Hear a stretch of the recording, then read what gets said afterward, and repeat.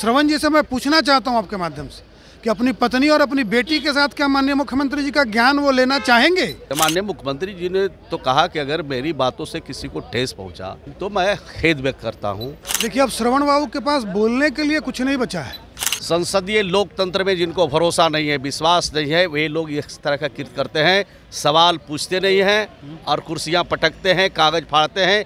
नमस्कार, मेरा नाम आलोक है। आप लाइव चीज़ देख रहे हैं। बिहार विधानसभा का शीतकालीन सत्र चल रहा है। अभी भी नीतीश कुमार के बयानों को लेकर के जो जनसंख्या नियंत्रण कानून पर उन्होंने बोलते हुए कहा जिस तरह से जनसंख्या नियंत्रण किया जाए, उस पर उन्होंने कुछ ऐसे शब्द कहे। हालांकि बाद में नीतीश कुमार ने उस पर माफ़ी भी मांग ली है। फिर भी बीजेपी नेताओं का हंगामा जो है वो जारी है, सदन के भीतर और सदन के बाहर भी। बिहार विधानसभा की सदन की कार्रवाई 2 बजे तक के लिए स्थगित कर दी गई है। अब ऐसे में बिहार सरकार के मंत्री श्रवण कुमार से जब हमने पूछा है वे क्या कर रहे हैं, वहीं बीजेपी के नेताओं ने कड़ा जवाब भी दिया है। जरा सुनिए। बिहार सरकार के मंत्री श्रवण कुमार हमारे साथ हैं। जिस तरह से नीतीश कुमार का विरोध कर रहे हैं अभी भी बीजेपी के तमाम विधायक, उन्होंने कैसे कहा, ये सब बातें रख रहे हैं। बीजेपी के विधायक से पूछिए, आप बीजेपी के महिला नेताओं से भी पूछिए कि जिस दिन सदन में माननीय मुख्यमंत्री इस बात को रख रहे थे, उस दिन सदन में थे कि सदन से बाहर थे। अगर सदन से भारतीय जनता पार्टी के सभी लोग बाहर होंगे तब तो भाई उनका सवाल पूछना बाहर में वाजिब है, लेकिन अगर सदन के अंदर थे उन दिनों सवाल आपने क्यों नहीं पूछा? और आज कौन एजेंडे पर आप बात करें? माननीय मुख्यमंत्री जी ने तो कहा कि अगर मेरी बातों से किसी को ठेस पहुंचा, मेरे बातों से किसी को दिक्कत हुई तो मैं खेद व्यक्त करता हूं। तो और सदन के अंदर भी सदन के बाहर भी किया, लेकिन देश के प्रधानमंत्री तो नहीं कहा कि बेटी पढ़ाओ और बेटी पटाओ में कहाँ माफ़ी मांगे, कहाँ मीडिया के सामने गए। और ब्रजभूषण सिंह ने तो प्रधानमंत्री भी कह रहे थे मन से कि देखिए ना इंडिया के नेता हैं क्या कर रहे हैं। प्रधानमंत्री जो बेटी पढ़ाओ और बेटी पटाओ कह रहे थे तो उस समय किस पार्टी के नेता थे? वो देश के प्रधानमंत्री थे। और ये ब्रजभूषण सिंह जो भारतीय जनता पार्टी के सांसद हैं, उन्होंने बेटियों के साथ क्या किया? पहलवानों ने आरोप क्या लगाया, क्या उसके खिलाफ कोई कार्रवाई किया उन्होंने? आज जिस तरह से कुर्सियाँ चलाई गई हैं सदन में, आप कैसे देखते हैं? संसदीय लोकतंत्र में जिनको भरोसा नहीं है, विश्वास नहीं है, वे लोग इस तरह का कृत्य करते हैं, सवाल पूछते नहीं हैं और कुर्सियां पटकते हैं, कागज फाड़ते हैं।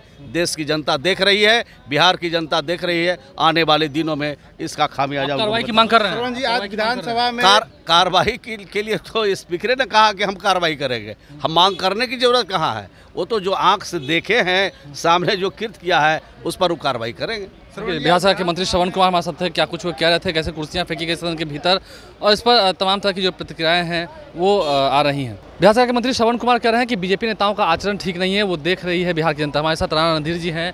आचरण आप लोग का ठीक नहीं है, कुर्सी चलाना शुरू कर दिया अंदर। देखिए, अब श्रवण बाबू के पास बोलने के लिए कुछ नहीं बचा है, कुछ नहीं बोलने के लिए बचा हुआ है। इसलिए संसदीय कार्य मंत्री बहुत लंबे समय तक रहे हैं।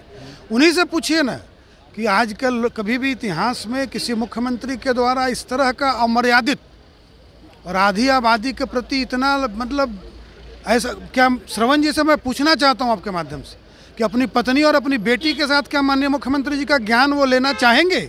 अगर वो लेना चाहेंगे तो इस पर टिप्पणी करें। मतलब आप ये कर रहे हैं कि एज ए नेता और एज ए जेंट्स भी आप अपने इस घर में वीडियो को नहीं चला? श्रवण जी से पूछता हूँ, अपने घर में नहीं सवाल। मैं श्रवण जी से पूछता हूँ कि अपनी बेटियों, अपनी भतीजियों और अपनी पत्नी के साथ क्या इस वीडियो को वो शेयर करना चाहेंगे या बैठ के देखना चाहेंगे? अमर्यादित बयान को तरह तरह के बहाने से उसको ढकना तोपना गलत है। ऐसे मुख्यमंत्री जी को सलाह देनी चाहिए। तो कि माफ़ी तो मांग ले नीतीश कुमार ने।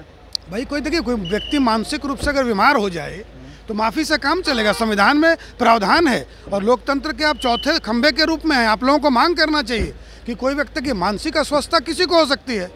मतलब आप मांग कर रहे हैं कि नीतीश कुमार सदन में न जाए? उनको इस्तीफा खुद कर देना चाहिए। उनके श्रवण जी को, विजय चौधरी जी को, अशोक चौधरी जी को, जो उनके नवरत्न हैं, उनको सलाह देना चाहिए। क्योंकि मानसिक रूप से बीमार व्यक्ति को इतना मुख्यमंत्री के पद पे रखना, ये किसी राज्य हित में, देश हित में बिल्कुल गलत बात है। देखिए, इलाज की जरूरत है, उनको आरोग्यशाला भेजना चाहिए। He needs consultation, he needs medication. तो श्रवण जी को तो इसका उपाय करना चाहिए। तो ढकने तोपने में लगे हुए हैं, ये बहुत गलत व्यवहार है। श्रवण जी रहे हैं, हम लोग के सीनियर हैं, हम लोग मानते हैं, लेकिन इस तरह का व्यवहार करेंगे तो जनता देख रही है, पूरा देश देख रहा है। देखिए, पूरा देश देख रहा है। राणा रणधीर जी हमारे साथ है। क्या कुछ वो कह रहे हैं आपने सुना है। लाइव स्ट्रीम बन रहे हैं। हमारे चैनल को सब्सक्राइब कर लें, साथ साथ फेसबुक पेज भी लाइक करें। धन्यवाद।